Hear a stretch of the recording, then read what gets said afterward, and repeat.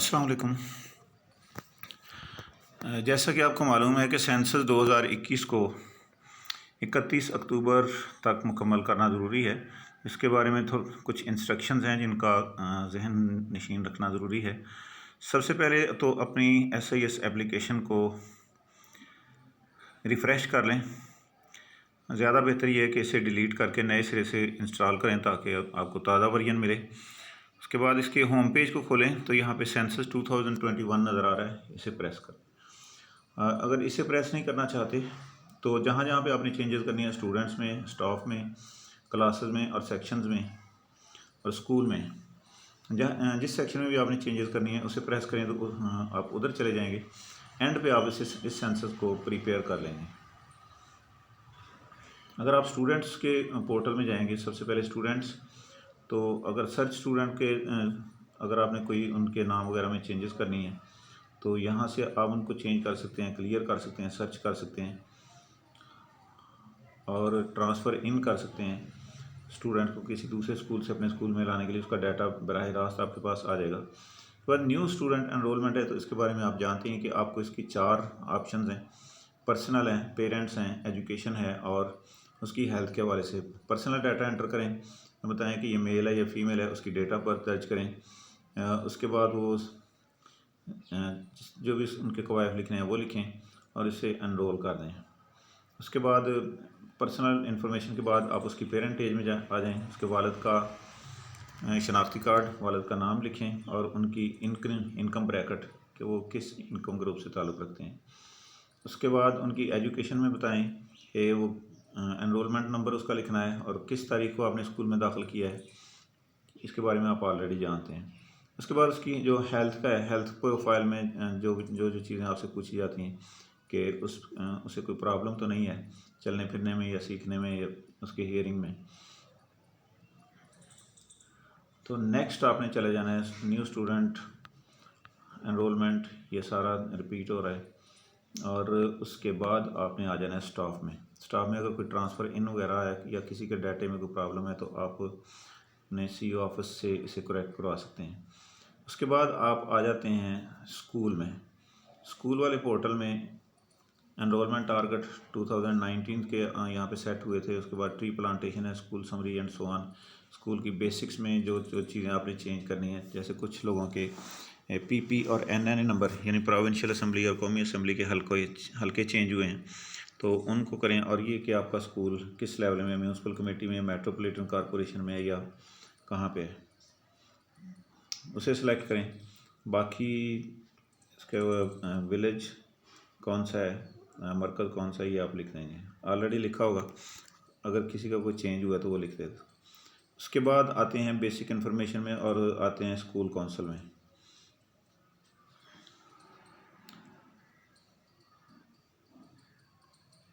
School की जो basic information चल रही है ये आपको SIS खुद ही गाइड करता जाएगा। फिर यहाँ पे आपके पास आ जाती है स्कूल काउंसिल के मेंबर, जिसमें पेरेंट्स 6 हैं, टीचर्स 1 है और जनरल मेंबर्स 2 हैं। ये यहाँ पे ये बता रहा है कि ये सारे के सारे फीमेल हैं। और इसकी जो नोटिफिकेशन डेट थी, किस तारीख को स्कूल काउंसिल का नोटिफिकेशन किया गया, ये आपको मालूम है कि स्कूल काउंसिल का नोटिफिकेशन AEO जारी करता है। और 1 साल के अंदर ड्यूरिंग द फाइनेंशियल ईयर से मुराद जुलाई से लेकर जून तक कितनी उसकी मीटिंग्स आपने होल्ड की हैं तो उनका रिकॉर्ड भी आपको NSB रजिस्टर पे होना चाहिए। उसके बाद की destination in the school council की डिसीशंस, तो ये आपने देखा कि यहाँ पे रिपेयरिंग ऑफ स्कूल फर्नीचर या कुछ जो भी प्रॉब्लम्स आते हैं तो ये जो काउंसिल मीटिंग्स का यहाँ पे पोर्टल नज़र आ रहा है काउंसिल मीटिंग्स का, या इसे भी आप फिल कर सकते हैं। उसके बाद फैसिलिटीज़ में स्कूल की बिल्डिंग, क्लासरूम्स, बेसिक फैसिलिटीज़ या library, school library, computer library, early childhood education program, miscellaneous वगैरह, ये सारी आप फिल कर लें। लेकिन इसके बाद एंड में जहाँ पे अनॉमलीज़ आती हैं वहाँ पे आपने इसको ज़रूर देखना है कि ये क्या है। ये school eight same place since it's established, जहाँ पे स्कूल एस्टेब्लिश हुआ, जहाँ पे स्कूल बनाया गया था, क्या ये उसी जगह पे एग्जिस्ट करता है। और क्या ये जहाँ पे जब ये अपग्रेड हुआ था तो क्या ये उसी जगह पे है। और क्या इसकी स्कूल की एक बिल्डिंग है, ऑनरशिप किसके नाम है, स्कूल एजुकेशन डिपार्टमेंट के नाम पे है कंस्ट्रक्शन टाइप कम्प्लीटली सॉलिड है या कुछ कच्चा पक्का जिस तरह भी है। Is there any recent construction, क्या इस साल कोई कंस्ट्रक्शन हुई है, रीसेंट से मुराद इस साल की, इस फाइनेंशियल ईयर की।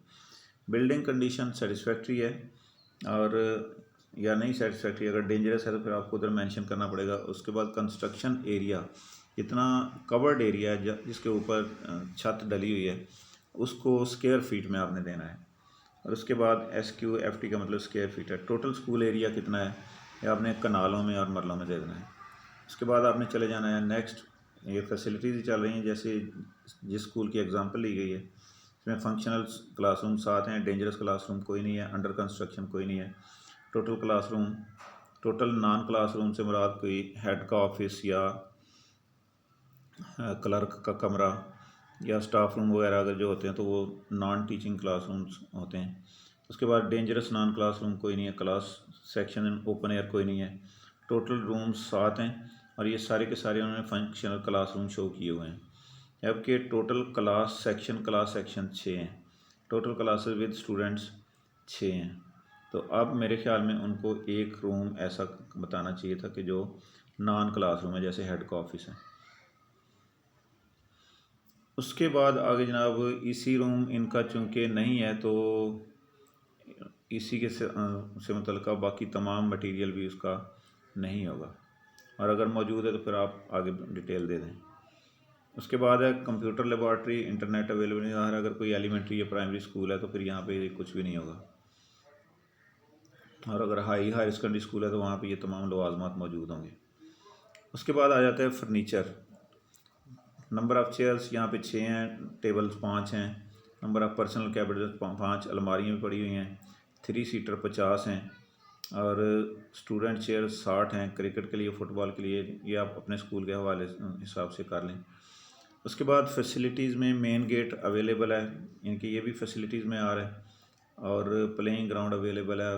क्या क्या है, सिक्योरिटी अरेंजमेंट हैं या नहीं है, टीचर्स विद फर्नीचर, तो किन टीचर्स के पास फर्नीचर मौजूद है। उसके बाद ड्रिंकिंग वाटर की कौन सी किस्म है, ये सारा आपने फिल किया होगा ऑलरेडी। और उसके बाद आ जाते हैं अकाउंट्स की तरफ। अकाउंट्स में इस साल का हिसाब जो है सिर्फ 2021 का, वो आपने लिखना है। पुराने हिसाब को आप चाहें तो क्लियर NSB डाटा करके यहाँ पे आप जो फाइनेंशियल ईयर में वापस आएँ, फाइनेंशियल ईयर आप 2021 क्या जाना है, यहाँ पे जो 1 जून 2020 से 30 जून 21 तक लिखा हुआ है ना, इसको सिलेक्ट करना है। और इसके बाद आपने यहाँ पे अपना अकाउंट नंबर, बैंक का नाम, और यहाँ पे जो आपके पास 1 जुलाई को अमाउंट थी वो यहाँ पे लिख देनी है। उसके बाद आपने आना है सेंसस के बेसिक पेज पे। बेसिक यानी कि आप मेन पेज पे आएंगे तो उसका जो दरमियान में बड़ा सा सेंसस 2021 लिखा हुआ है उस पर क्लिक करेंगे तो ये आपके पास प्रीपेयर की ऑप्शन आएगी। प्रीपेयर पे आप क्लिक करें। अगर यहाँ पे कोई अनामलीज शो नहीं हो रही, ये जो नीचे वाइट एरिया नज़र आ रहा है, अगर ये वाइट है फिर आपका ये प्रीपेयर हो जाएगा। अगर यहाँ पे कोई ऑप्शंस लिखी हुई हैं तो पहले उन ऑप्शंस को क्लियर करना पड़ेगा। तो उसके बाद ये कंफर्म करें, इसको लाजमी तौर पे पढ़ें। I certify and verify that I have reviewed the form thoroughly. आपने पूरे फॉर्म को, अगरचे आपने पहले से फिल किया हो फिर भी उसे थारोली रिव्यू कर लें, दोबारा से उसे देख लें। And that all the data is correct. अपने तौर पे ये यकीन कर लें कि आपके पास जो डाटा है, आप जो डाटा दे रहे हैं ये करेक्ट है, क्योंकि इस डाटा ने 31 तारीख को तो हो जाना है, सबमिट हो जाना आपकी तरफ से। फिर आप इसके बाद आप उसमें कोई चेंजेस नहीं कर सकेंगे। लेकिन नवंबर के महीने में आपने इसका एक प्रिंट आउट DMO ऑफिस को और एक प्रिंट आउट CO ऑफिस को प्रोवाइड करना है। तो ये बहुत ज़रूरी है क्योंकि इसकी एक हार्ड कापी भी जानी है। तो लाजमी तौर पे कि आप इसे वेरीफाई करें। All the teachers mentioned in the form are currently posted in the school.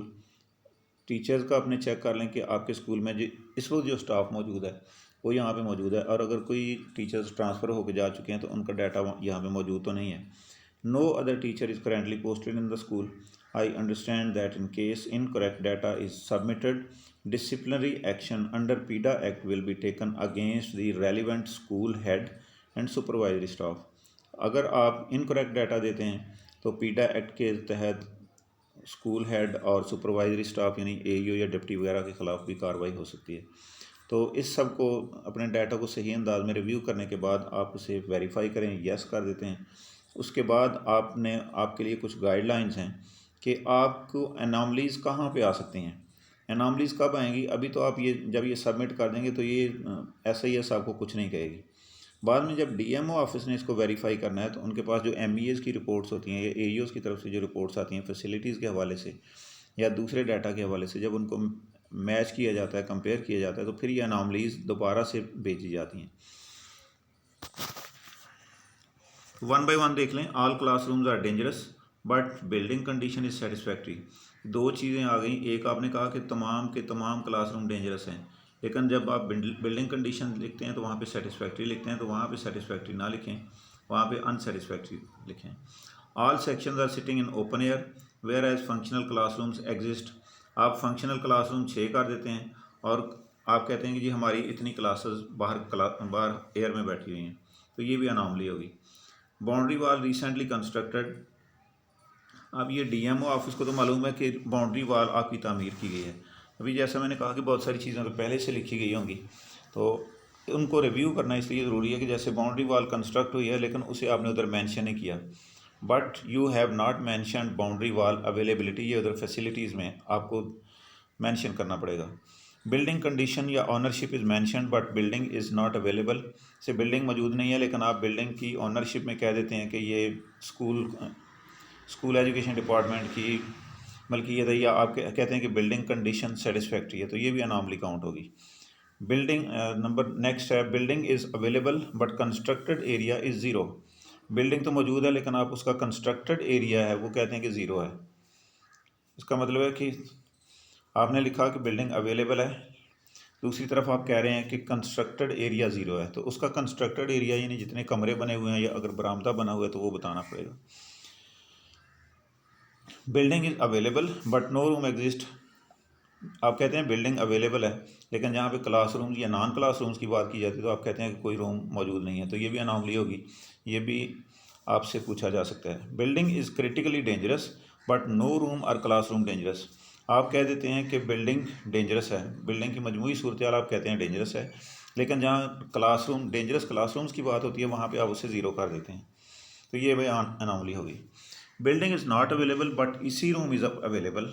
ये चूँकि मुख्तलिफ पेजेस पे है, एक जगह पे आपने लिखा कि बिल्डिंग अवेलेबल नहीं है, शेल्टरलेस स्कूल है, लेकिन दूसरी तरफ आपने लिख दिया कि EC रूम अवेलेबल है या आपके पास EC किट मौजूद है, तो ये भी अनॉमली होगी। Building is not available but mentioned the building condition ownership.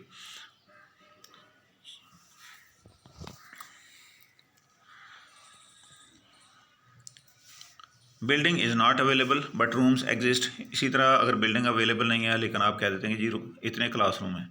Classroom recently constructed but total number of functional classrooms are zero.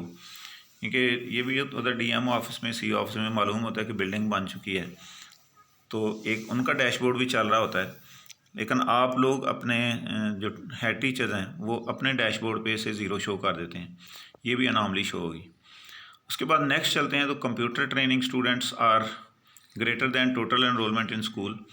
जैसे हाई स्कूल्स हैं तो वहाँ पे जो लोग कंप्यूटर की तरबियत हासिल कर रहे हैं, जबकि दूसरी तरफ जो स्कूल में कुल तादाद है, फ़र्ज़ करें एक स्कूल में 250 तादाद है और कंप्यूटर की ट्रेनिंग हासिल करने वाले स्टूडेंट्स की तादाद 300 लिख दी जाती है, तो ये भी अनॉमली होगी। उसके बाद EC room is not available but other indicators related to EC room are mentioned. ऊपर आपने वो जो देखा कि जहाँ पे EC रूम के बारे में मालूमात हासिल की जा रही थी, वहाँ पे अगर आप लिख देते हैं कि EC रूम अवेलेबल नहीं है तो इसके मतलब ज़ाहिर है कि आपके पास उसकी दूसरी अशिया या दूसरी ज़रूरियात मौजूद नहीं होंगी।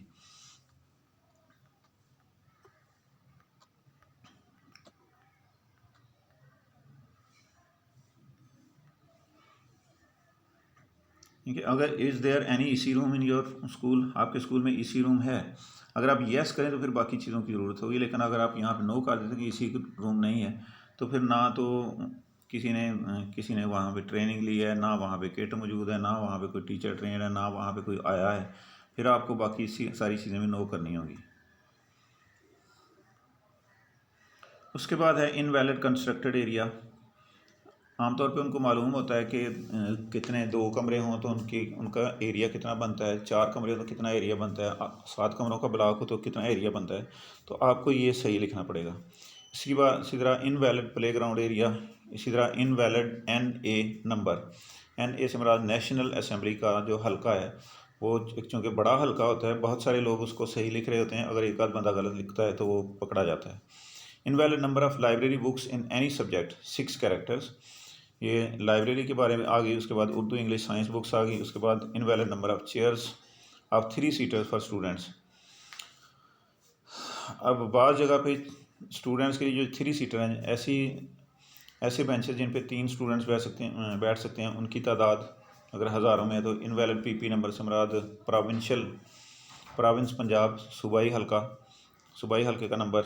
उसके बाद lab recently constructed but science lab is not available, ये भी अनामली हो जाएगी हाई स्कूल में। उसके बाद लाइब्रेरी आ गई। उसके बाद नेक्स्ट अनामलीज हैं, male school having total girls enrolment. आपका स्कूल मेल है, बॉयज़ है, लेकिन वहाँ पे सारी की सारी गर्ल्स ही एनरोल्ड हैं, तो ये भी एक बड़ी अनामली होगी और इस पर CO ऑफिस पूरा नोटिस लेगा।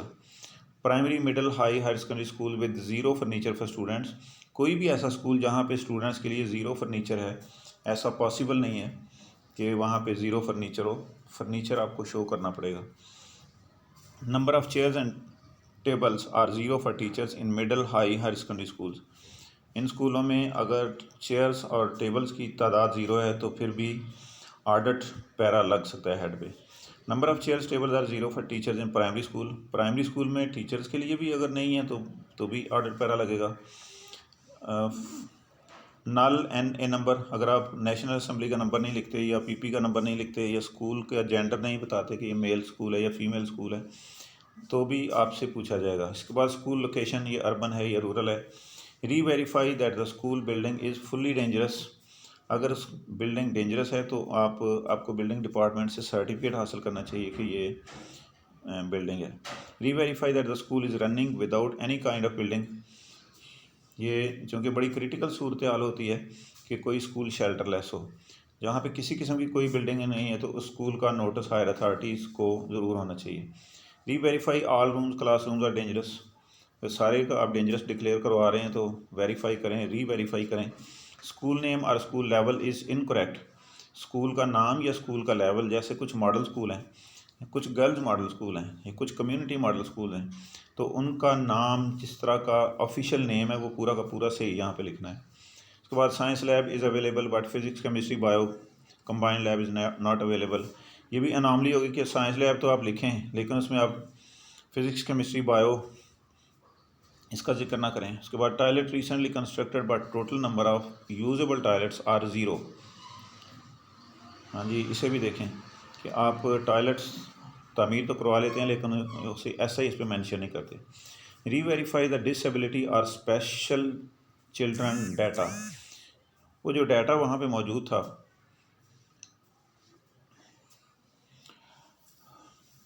जहाँ पे आप स्टूडेंट्स को एनरोल कर रहे थे, वहाँ पे आप उसका डिसेबिलिटी का या जो भी आपने उनको शो करना था वो ज़रूर करें। Invalid SC members, school council के मेंबर्स की तादाद जो है वो ताक में होनी चाहिए और 9 से लेके 17 तक। प्राइमरी स्कूल 9 से लेके 13 तक भी कर सकते हैं, लेकिन हाई स्कूलों में इनकी तादाद ताक आदाद में होनी चाहिए। तो अगर आपकी तादाद जुफ्त में होगी तो भी आपसे पूछा जा सकता है। Check all similar indicators that are in census and monthly monitoring, यहाँ पे आप आके उसने क्लियरली बता दिया कि उनकी जो मंथली मॉनिटरिंग है, DMO ऑफिस की तरफ से जो नुमाइंदगान आते हैं MEAs, उनको जो आप डाटा देते हैं वो इस सेंसस के साथ मैच करना चाहिए। होपफुली कि आप इसे बेहतर अंदाज में कंप्लीट करेंगे। Thank you.